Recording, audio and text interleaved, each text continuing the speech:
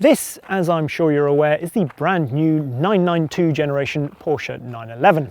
I drove it on the launch out in Spain, but it's always worth getting these things in the UK, living with them for a little bit longer and seeing what they're like, perhaps even twin testing them.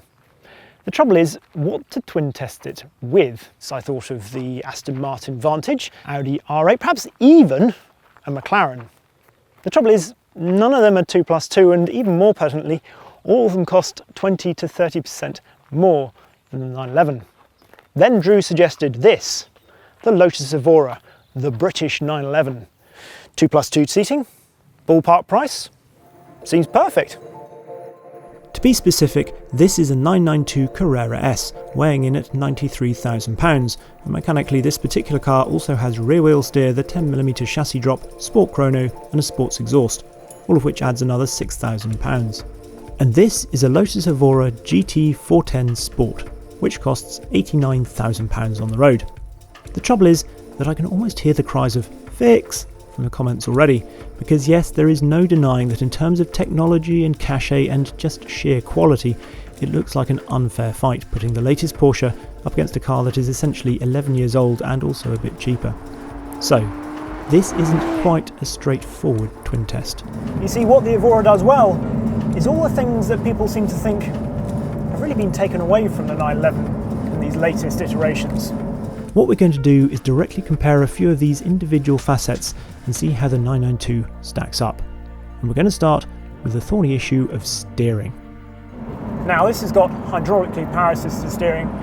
You'll see that the steering moves around, your hands are constantly busy over the bumps.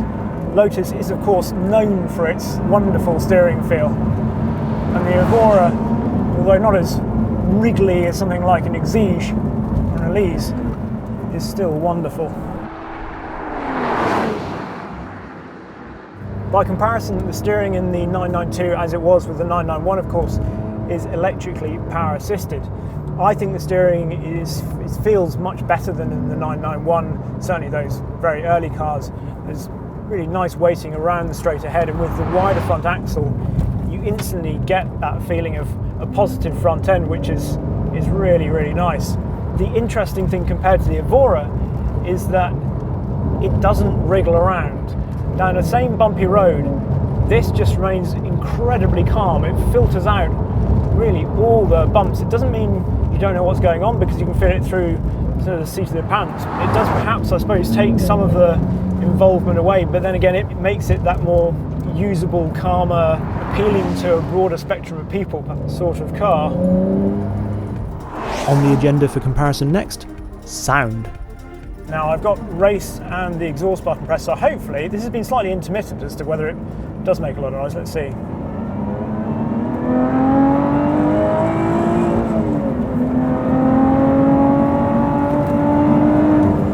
That is a pretty good noise. Not just the sound of the engine, the way it comes into the cabin, and you feel like there's quite a bit of road noise in here as well. The sound in the 911, well, you have to press the button here or go into Sport to get the louder exhaust. It does sound really good. It sounds very much like a flat six. You can sometimes hear some of the turbo chuffs and whistles going on as well. You really do want to have the sports exhaust on the whole time. Normal levels of pottering, you don't really hear the engine then. I think then perhaps there could be more oral interest, as it were. Next up for examination is handling. How does the car feel in the corners? Does it involve you? Lotus rides incredibly well. It feeds you back detail, and yet it doesn't feel ruffled over the bumps. It still has a huge amount of grip because it's got Cup 2 tyres. This hasn't actually got the optional Öhlins TTX dampers. This is on the standard Bilsteins with the I-back springs. In terms of the 911's handling, do you still know it's rear-engined? Yes, I think you do. I mean, to be honest, for quite a long time now, 911s have disguised their rear-engine weight balance extremely well. I've been putting the dampers on Sport in this car just because I think it reduces the roll even more, and I love the feeling of this 992, of the fact that it does lean on those big wheels, those tyres. This is on Goodyear's and N-rated Goodyear as opposed to Pirelli's I tried it on before. Almost any speed, it's straight onto the edge of the tyre using its lateral grip, so you can feel how the tyre is working, feel how the car is loading up, and that I really, really like. And in some ways it's just as good in this as it is in the Evora. Both excellent, but in very different ways then. And I think it's worth saying that in terms of pure involvement and enjoyment, both would benefit from actually being slightly less grippy, because their cornering limits are just so high. Anyway, onto weight. This weighs just over 1,300 kilos, so it weighs over 200 kilos less than the 911. It has that Lotus sense of being not quite helium-filled like an Elise, but still really lightweight in the direction changes it makes, helped by those Cup 2 tyres, and on the brakes. And of course it makes better use of its 410 brake horsepower, even though it's down on horsepower and torque compared to the 911. 911, yes, it does feel like a heavier car. You feel that extra weight.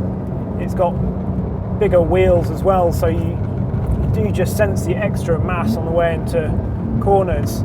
Of course, it's got the rear wheel steering and the added power and torque, significantly more torque, so it does feel just as quick in a straight line as the Lotus. But you definitely do notice the added weight. It's not quite so light on its feet. It feels a bit more serious somehow, grown up.